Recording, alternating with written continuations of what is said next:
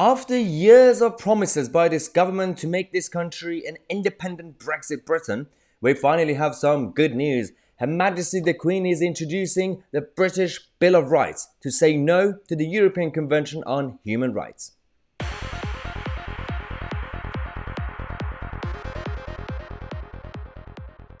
Well, it's Monday, so I thought we'd start with some good and happy news. The lefties and Ramonas are having a meltdown because tomorrow is the Queen's speech in Parliament, and Her Majesty is going to be, they've already basically released the draft.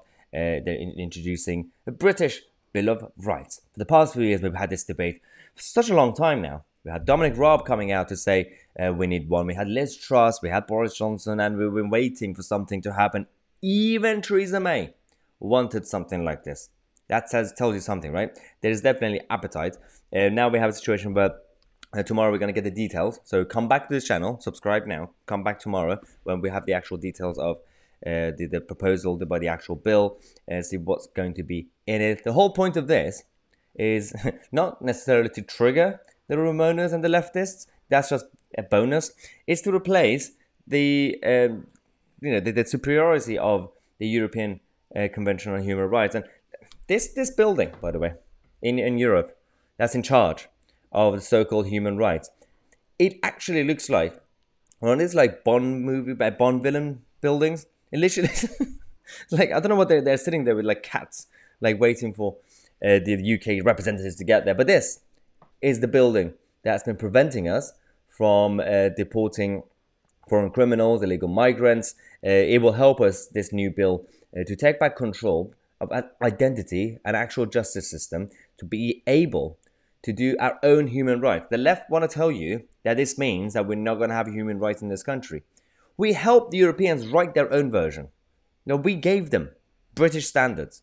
Now, do you really think we're not going to have human rights in this country? It makes absolutely no sense. But it will help us to be able to take back control of our justice system and our borders properly so that we're not stopped by these loopholes of the European Convention on Human Rights, where left-wing lawyers keep using them to block these moves. The second good news is that we're also introducing the Brexit Freedoms Bill.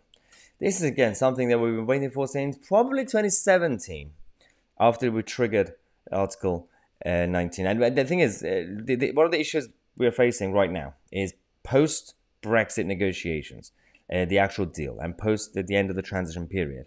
We still have issues with the Northern Ireland Protocol, with the fisheries, but there's still a lot of hidden issues that nobody talks about in the mainstream media, which is bureaucracy and red tape and all these regulations that we still haven't really repealed yet. This bill will help us do this. So Boris Johnson is desperate to keep his job and his leadership as Prime Minister. So finally, he's been forced, and his cabinet, to at least be doing something. So that, if they go after him, if the election comes, then he could say, well, I'm doing redemption. Give me a chance. Again, I don't care why you want to do good things. As long as you do good things, that's all I care about. But get it done.